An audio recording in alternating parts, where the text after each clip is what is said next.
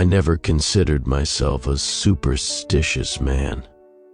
I'm the type to scoff at ghost shows, to laugh at chain emails, to roll my eyes at haunted urban legends. But after what happened to my family last winter, I no longer laugh at anything. My name is Darren Langford. I live with my wife, Marcy, and our 2 kids, Josh, who's 8, and Sophie, who just turned 12. We live in a quiet neighborhood in northern New Mexico, a sleepy kind of suburb about 20 minutes from anything resembling a city. The kind of place where people mow their lawns at 8 a.m., and the biggest crime in the last decade was someone egging Mr. Ralston's Jeep. It was just after Christmas, right when the snow really started to fall. The neighborhood was a pale sheet of frost, with our lawn blanketed in that glittery white stillness. Josh was glued to his new tablet, and Sophie had barricaded herself in her room with a stack of books she'd gotten. Marcy and I were enjoying the rare moment of peace. No work, no school, no chores. That first night, the knock came at 7:13 p.m. I remember the exact time because we were just settling into the couch, watching some forgettable Netflix documentary. It was the kind of knock that's too polite to be threatening, too measured to be casual. Just 3 raps, deliberate, even. I thought it might be the delivery guy, though we hadn't ordered anything. Maybe a neighbor? I opened the door. There were 2 of them. Kids. They stood side by side on the porch, unmoving. A boy and a girl, maybe around 10 years old. The girl wore a pale blue coat with a fur-lined hood, though it wasn't pulled up. The boy had on a threadbare red jacket and jeans that looked a size too small. Both wore gloves, but their faces were bare in the cold. I felt it immediately, that strange sinking feeling in my gut. Something wasn't right. "Can I help you?" I asked. The girl spoke. Her voice was flat and expressionless, like she was reading a script. "We're lost. May we come in to use your phone?" "No," I said before I could stop myself. "Sorry, I don't let strangers in. Where are your parents?" "They'll be here soon," said the boy. It was then that I noticed their eyes. Black, not just dark brown or in shadow, truly black. From lid to lid, sclera and all, pure and empty and wrong. I shut the door, not rudely, but firmly, just enough to block their view into the house. My heart pounded. I locked the deadbolt, then peeked through the side window. They were still there, still staring, no expressions, no movement, just watching. I turned back to the living room, where Marcy had already muted the TV. "Who was it?" she asked. "Some kids," I said. I tried to sound casual, asking to use the phone. She stood up. "Did you let them in?" I shook my head. "Good," she said, surprising me. "Something feels off." We waited. After about 5 minutes, I checked again. The porch was empty. No footprints on the fresh snow, even though it hadn't snowed in hours. I didn't sleep well that night. The next night, they came back. Same knock, same time, 3 raps, 7:13 p.m. This time, Marcy answered the door. I wasn't even halfway to the entryway when I heard her gasp and slam it shut. She turned to me, pale and wide-eyed. "Same kids?" I asked. She nodded. "What did they say?" "They asked if they could come inside and warm up. They said they were cold." That night, the heater stopped working. Our thermostat blinked with an error we'd never seen before. Even wrapped in layers, we were freezing. Josh woke up crying. Sophie said she heard someone walking outside her window. No one was there when I checked. I wanted to believe it was a coincidence. Maybe the HVAC was just overdue for maintenance. Maybe the kids were neighborhood pranksters. Maybe I was just tired. But in the pit of my stomach, I knew. We both knew. They weren't normal. The next day, I called the police. I didn't want to sound like a lunatic, so I just said 2 kids had been showing up at our door, night after night, asking to come in. I gave a vague description. The officer said they'd send someone by to do a patrol. They never did. The 3rd night, They didn't knock, but we found their footprints, bare feet this time, in the snow outside each of our windows. Small prints, circling the house. They'd gone around it 3 full times, and then they stopped coming, for a while. We tried to forget. Really, we did. Days passed. Then weeks. Life returned to something resembling normal until the McDaniels stopped showing up to church. Their daughter, Emily, went to school with Sophie. When Sophie asked where she'd been, the teacher said Emily had transferred. That didn't sit right with Marcy. She called the school. They said Emily's family had moved out of town rather suddenly. Then the Fergusons, then the Ramirez family, all gone, quietly. No moving trucks, no garage sales, just gone. Each of the families had children. That's when I started staying up late, parked in the armchair by the front window with a thermos of coffee and my old baseball bat. I wasn't sure what I planned to do with it if the kids showed up again, but it felt better than doing nothing. It was on the 9th night of my vigil that I saw them again. They didn't come to the door. They stood at the far end of our front yard, just past the sidewalk, perfectly still, watching the house. They didn't move. Not once. I didn't wake Marcy. I don't know why. Maybe I thought I could scare them off. I opened the door and stepped onto the porch. The cold bit into my skin. They didn't react, just stood there, silent, waiting. I shouted, "What do you want?" "Nothing." I took a step forward, then another. The girl tilted her head slightly, just slightly, like a curious dog. Then the boy spoke. "We can't come in unless you say so." I turned and bolted back inside. I locked everything, every door, every window. I pulled the curtains closed. The next morning, all 4 of our tires were slashed. We got new tires the next day. I didn't tell the mechanic the real reason I needed them. I just muttered something about road debris.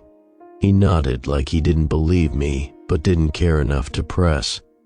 I installed a motion camera that night, one of those high-res floodlight ones with night vision and cloud sync. I angled it directly at the yard. I checked the live feed from my phone every 20 minutes, lying in bed with the blue light reflecting off the ceiling. At one point, the camera picked up movement. I opened the app, heart racing. There they were, side by side again, but they weren't at the door. They were standing halfway up our driveway, right in front of the camera, staring directly into it. Not moving, just staring. The floodlight didn't trigger. That's what really got to me. I tested it the next morning. It worked fine. I walked right through the sensor's beam and it came on.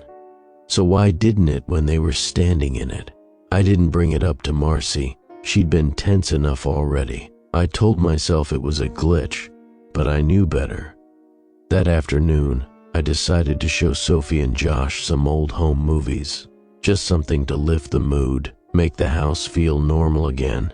We all piled onto the couch and watched birthday parties from years past, camping trips, Josh as a toddler running around the living room in nothing but cowboy boots and a cape. Then we saw something else. Marcy paused the video. "Wait," she said. "What's that?"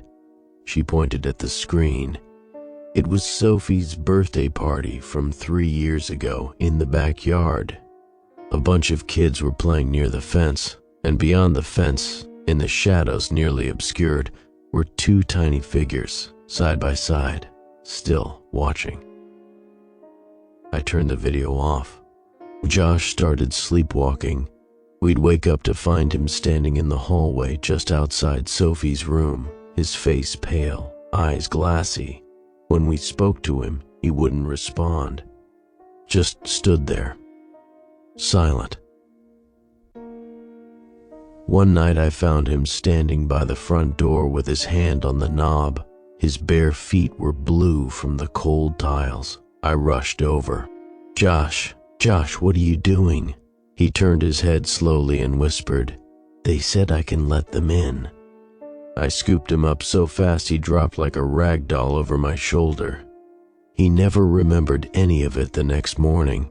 We installed a latch up high, way out of reach, just in case. That same week, Marcy started losing time. She'd black out while folding laundry or doing dishes, and then come to in the basement or the driveway without knowing how she got there. She went to the doctor. They did scans. Nothing came up. The doctor gave her a prescription for anxiety. She didn't take it.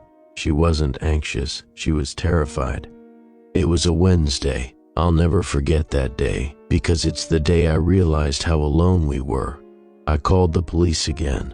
This time, I didn't hold back. I described the kids in full, their eyes, their behavior, the stalking, the footprints, the video. There was a long pause on the line. Then the dispatcher said, "We'll send someone out to take a statement." I waited on the porch with a cup of coffee in my shaking hands. The cruiser pulled up an hour later. A lone officer stepped out. He didn't walk up right away. He stood next to his car, squinting at the house. Then he waved me over. "You the one who called about kids?" he asked. "Yeah." He didn't write anything down. Just kept looking over my shoulder at the windows. "You see them tonight?" he asked. "No, not yet." He paused, then said something that nearly made me drop my cup. "If they ask to come in," he said quietly, "don't say yes." I stared at him. "What?" "Don't say yes," he repeated. "That's all I can tell you." Then he got back in his car and drove away. I never saw him again. We'd always kept our back patio door locked. It faced a stretch of forest that eventually led to a hiking trail. No one came through there. Too dense, too out of the way. But one night, I woke up to the unmistakable sound of the door handle jiggling. I crept down the stairs, bat in hand. Through the slats of the vertical blinds, I saw movement. Two shapes pressed up against the glass. They didn't knock, didn't say anything. They just tested the handle, over and over, slowly, patiently. I stayed in the dark. I watched them for 20 minutes. Then they walked away, disappearing into the woods. The next morning, I found dozens of small footprints in the frost behind the house. I stopped going to work. Sophie came into our room one morning, pale and shaking. "They were in my room," she said. "They were inside." I sat up. "What do you mean inside?" I woke up and they were standing by my bed. I didn't let them in. I swear. Marcy pulled her close, stroked her hair. "Did they say anything?" "They asked if I wanted to come with them," Sophie whispered. "They said I'd never be cold again. They said I wouldn't need to sleep anymore." She started sobbing. I held her until she drifted off again. That was the day I nailed every window shut. The Mitchells lived beside us, retired couple, quiet, friendly. Their grandkids would visit on holidays. Then one day, their porch light stayed on all day. And the next, and the next. Then I noticed something else. The Christmas wreath on their front door was gone, replaced by a plain black ribbon. Marcy and I knocked. No answer. We peered through the windows. Everything looked normal, too normal, like a set stage. Then Sophie started crying. We turned around. Two figures were standing on the Mitchells' porch. They didn't knock. They didn't move. They just watched. We tried leaving. Packed bags, loaded the car, planned to drive to Marcy's sister in Arizona. But when I turned the ignition, the car didn't start. Battery dead. Then the lights in the house went out. Power failure. It wasn't even cloudy. We called an Uber. It never arrived. I called the driver personally. He said he'd been circling the neighborhood for 20 minutes but couldn't find our house. "It's like your street isn't on the map anymore," he said. That night, the knocks came again, but not just 3 raps this time. They knocked for hours, soft, persistent, like the ticking of a metronome. Every window, every door, all in rhythm, polite, patient. I sat in the hallway, shotgun on my lap. I knew it wouldn't help, but I needed to feel like something could. They surrounded the house. I could hear them, dozens now, footsteps on the porch, small palms tapping the glass, murmured voices outside the vents, asking to come in, always asking. May we come in? May we use your phone? We're cold. Please, let us in. Over and over, I covered the kids' ears. Marcy lit candles. We held each other, waited for dawn. Then, silence. Morning came. They were gone, or so we thought. We didn't speak for the first hour. We just sat there in the living room, clutching each other, not daring to move. When the sun fully broke the horizon, I finally stood and opened the front door. Fresh snow, clean, untouched, no footprints, no children. We packed everything and left within the hour. Drove to Arizona, never came back. But a week later, Marcy got a letter, no return address. Inside was a note, printed in block letters. We'll wait until you say yes. We stayed with Marcy's sister for the first few weeks. Her house was bright, open, full of color and kids and clatter. She welcomed us without asking too many questions, but I could see the worry in her eyes. I told her we just needed a break from the cold, said the winter had been hard on the kids. She nodded, but she didn't believe me. I tried to believe myself. We didn't talk about what had happened in New Mexico, not openly. It was something in our silences, our glances. Marcy couldn't stop checking the locks before bed. Sophie wouldn't go anywhere alone, not even to the bathroom. Josh still sleepwalked. His feet were always cold when I carried him back to bed. Eventually, we found a small rental home nearby. One floor, no basement, no woods. It had tall fences and bright street lights and a neighborhood watch group that held monthly barbecues. We tried to settle in. For a while it almost worked. We kept the house full of light. We made rules, no going outside after dark. Always double-check the locks, never open the door without looking through the peephole. We installed cameras again, bought an alarm system. The kids went back to school. Marcy took up painting again.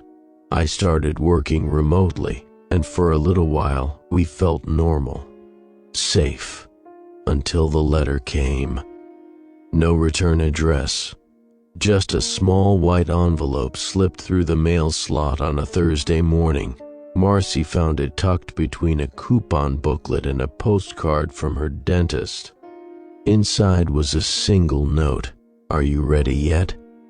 That night we heard tapping on the windows, not loud, just enough to notice, enough to remind. We didn't go to the windows. We didn't open the door, but we knew they had found us. I stayed up again, watching the monitors. The camera on the front porch flickered, glitched, reset itself. When it came back online, there was a dark smudge in the middle of the lens, two indistinct shapes just barely visible in the low light, side by side. They didn't move, didn't knock, they just waited. I didn't sleep that night, neither did Marcy. The kids slept, but uneasily. Josh muttered in his sleep. Sophie tossed and turned so violently we had to move her dresser back into place the next morning. The next day we talked about leaving again, starting over somewhere farther away, maybe a different country. But the truth was already setting in. Running didn't matter. They would always find us. They were patient. That weekend, Sophie came into the kitchen holding a drawing she'd made. Her face was pale. She held it with stiff arms like it disgusted her to touch it. I looked down at the paper. It was crayon, jagged lines and hard pressure. Two children hand in hand, black circles for eyes, a red scribble where their mouths should have been. Our house in the background. Sophie's name signed in the corner. I crouched. Sophie, did you draw this? She shook her head once. Then who did? She looked at the floor. It was in my backpack when I woke up, she whispered. We checked the cameras again, nothing. But I changed every password, rebooted the router, swapped out the memory cards. Still, the next night, We found small handprints on the sliding glass door, palm-sized, perfectly clean, as though someone had just stood there, staring in. We started getting fewer visitors. Friends stopped coming by.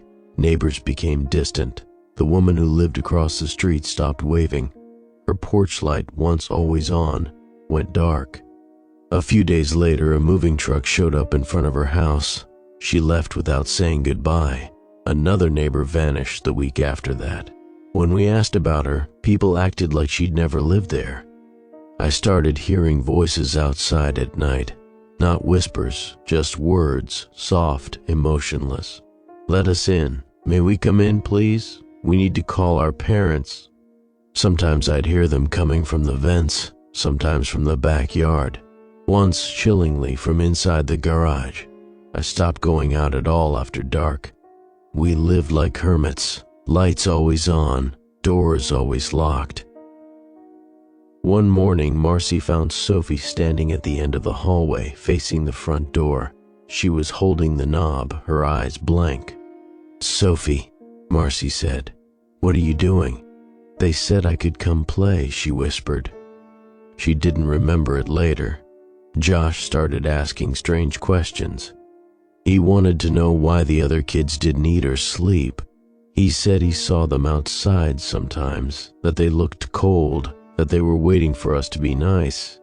I asked him how he knew that. "They told me." "When?" I asked. He looked up at me with tired eyes. "Every night, I built a barricade in front of the front door. Chairs, a bookshelf, anything heavy I could stack. I nailed wooden boards across the windows. The inside of the house looked like a bunker. The knocks returned. Always polite, always steady. Sometimes they'd knock for hours, never shouting, never demanding, just asking. "Can we come in, please? It's cold. We need to use your phone." We're lost. Sometimes they use the kids' names, sometimes mine, sometimes Marcy's. I unplugged the phones, disconnected the internet, stopped using the doorbell camera. I didn't want to see them anymore. I didn't want to give them the satisfaction. But they came anyway. One morning I stepped out to get the paper and found a note tucked under the doormat. "Almost time. Another night." Josh screamed in his sleep. When we rushed into his room, he was curled in a ball, arms over his ears. They were inside. He cried. "They were in here. We checked every inch of the house. Doors locked, windows secured, nothing on the cameras." Still, I believed him.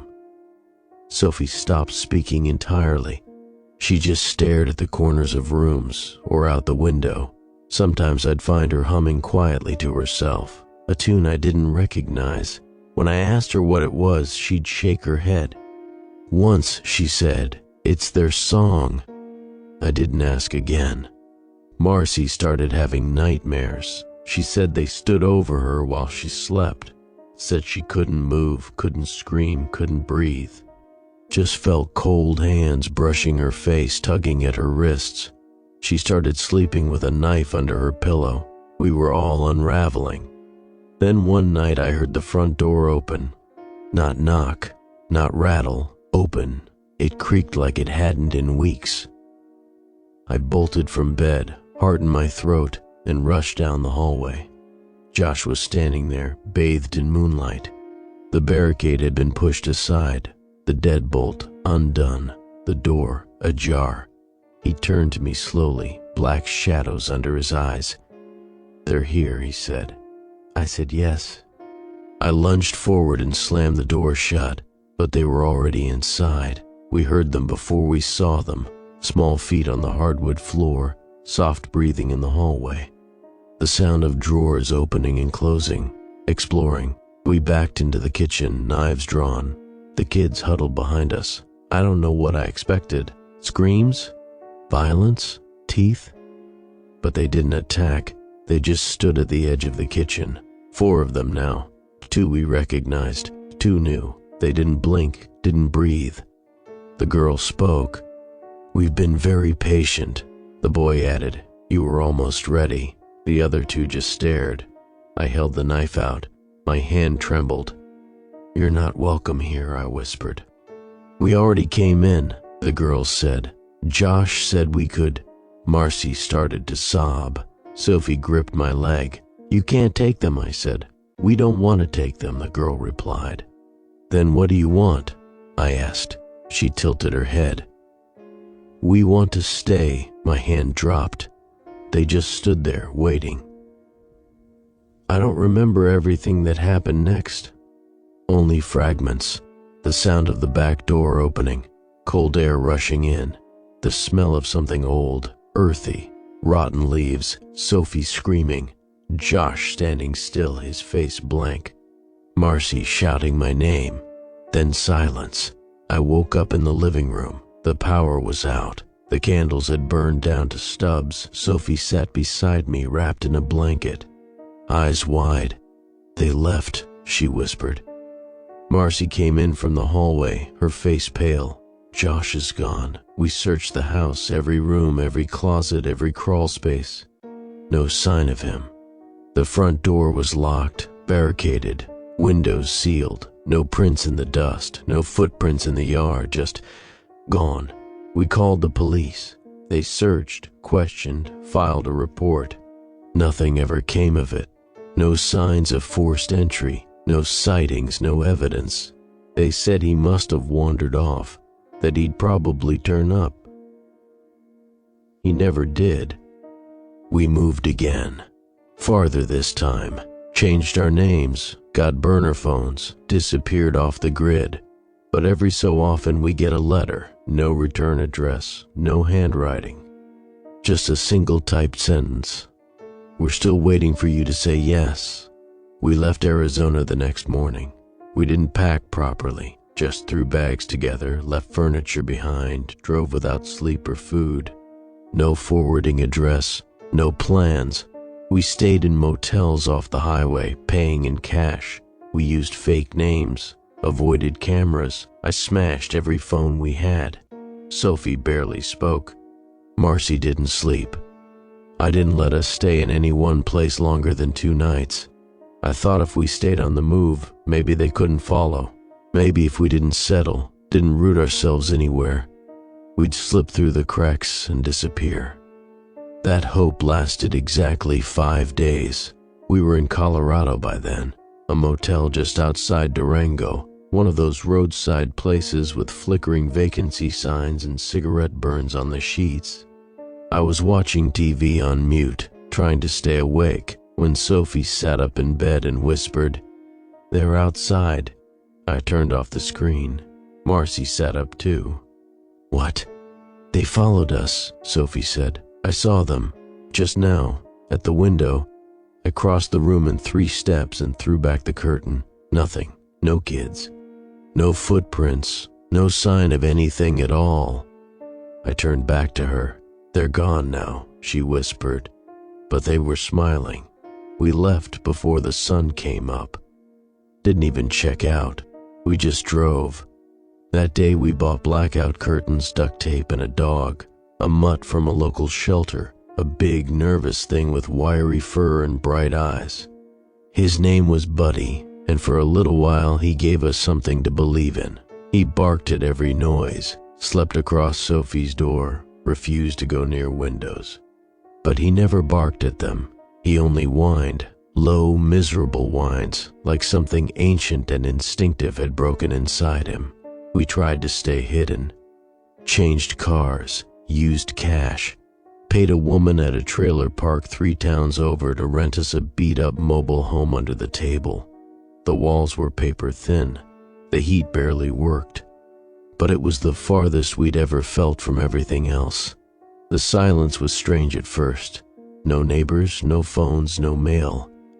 But then the letters started again. Tucked under the door, folded perfectly in half. No envelope. Each one was different. Short phrases, cold voices on paper. "We're still cold. You left one behind." It would be so easy to say yes. I burned each one in the kitchen sink. Buddy stopped eating after a while. He just lay by the front door and stared. One night, I found him outside. pacing the perimeter of the trailer in tight, frantic circles. He growled at the air, barked once, just once, then yelped like he'd been struck. He died that night.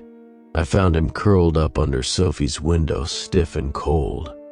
No wounds, no blood, no sign of poison. He just stopped. Sophie cried for hours. Then she drew a picture, 2 black-eyed children, and Buddy lying between them. When I asked her why she drew it, she looked at me and said, "They told me he was in the way." After that, we kept the lights on constantly, every bulb, every outlet. The hum of electricity filled the trailer like a lifeline. We wrapped tinfoil around the windows. I nailed a cross over the door. I didn't even believe in God, but I was desperate. We all were. Marcy started having nosebleeds every day at exactly 7:13 p.m. The first few times I tried to explain it away. Dry air, stress, altitude. But she knew. "It's when they first came to the door," she said. "In New Mexico, the very first knock, we marked the time every night. At 7:13 the trailer would go still. No wind, no bugs, no dogs barking in the distance. And then the taps would begin, faint, slow, deliberate, one on the front window, one on the back door, one just above our heads on the roof. We never opened anything, never answered. But it didn't matter anymore. They were already inside our lives." The radio turned itself on once, an old static-filled voice repeating, "Are your children safe?" The fridge emptied overnight. The milk cartons were full of gravel, the eggs cracked and filled with black water. One morning, Sophie was gone. We searched every inch of the trailer. Every cabinet, every closet, nothing. No sign of struggle, no broken locks, no footprints outside, just missing. Then, at 7:13 p.m. that same day, she walked back in through the front door. No emotion, no explanation. Her clothes were different, same style, same colors, but subtly off, slightly too clean, slightly too new. Her hair had been trimmed, not styled, just cut. I held her and cried. Marcy just stood there and stared. Later that night, I found one of Sophie's drawings crumpled in the garbage. She'd drawn herself in the woods, holding hands with 2 other children, all with black eyes. I took her outside and looked into her eyes, held her chin up to the porch light. They were still blue, but something behind them wasn't. We left the trailer that night, drove for 20 hours straight. Marcy passed out twice behind the wheel. I slapped myself to stay awake. We didn't stop for food or bathrooms. We just kept going until the tank was empty and the sun was rising. We found a small town in Montana. Quiet, old, the kind of place with boarded-up shops and a single diner. We used fake names again, said we were writing a book about mountain life. The locals didn't ask many questions. I paid a man in cash to let us live above his barn. The first week was quiet. Then Sophie started talking in her sleep. Sometimes she whispered things, names we didn't know, places we'd never been. Sometimes she laughed, a soft mechanical giggle that didn't belong to her. One night she sat up, eyes still closed, and said, "Josh is waiting." We didn't sleep after that. One morning, we found the barn doors wide open. The lock was intact, nothing else touched. But inside, someone had drawn hundreds of small black circles on the walls with charcoal, each one the size of a child's eye. We left again. Nowhere felt safe. Not motels, not cars, not woods, not cities. I started to think the only thing keeping them from finishing what they started was our movement. Maybe they couldn't enter fully until we gave up, until we stayed still long enough, until we broke, but we were breaking anyway. Marcy stopped speaking entirely after Sophie told her, "Mommy, you'd be happier if you just let them in." I watched my wife break a wine bottle on the counter and sleep with the jagged edge clutched to her chest. I watched Sophie draw herself vanishing, line by line, over and over again, until her crayon figure disappeared entirely. I watched the lights flicker even in the daytime. I saw reflections in places that shouldn't reflect. Sometimes I heard Josh's voice, laughing, crying, calling my name. And sometimes, when I closed my eyes, I saw those faces. Polite, patient, black-eyed, not angry. Just waiting, always waiting. We eventually ran out of money. I had nothing left to sell, nowhere left to run. We stayed in a condemned church for a while, slept in the back room, boarded up the stained glass windows, burned candles and old beer bottles, listened to the wind. I found a Bible in the pulpit. Every page had been blacked out except for one. It read, "And their eyes were as night, and they knew not mercy nor need, only permission." We left the next day. Sophie was humming again. We found another place. Doesn't matter where, you've seen it before. Beige carpet, pale walls, the sound of someone vacuuming above us, the smell of paint that never leaves. We've been here 3 days. Tonight, I opened the front door to find a note taped to it. "Welcome home." Sophie has stopped drawing. Marcy sits at the kitchen table with the lights off, staring at the door. I've started dreaming of Josh again. Not the real Josh, the one I remember, the one they show me. His black eyes are always smiling. He says things like, "It's better this way. It's easier when you stop fighting. They don't want to hurt you. They just want to come in." I don't know how much longer I can hold out. Every night I feel the grip loosening. Every knock echoes deeper. Every whisper reaches closer. And maybe, just maybe, they're right. Maybe we're already halfway there. Maybe we're already saying yes. Maybe we said it the moment we opened the door. And maybe that's all it ever takes.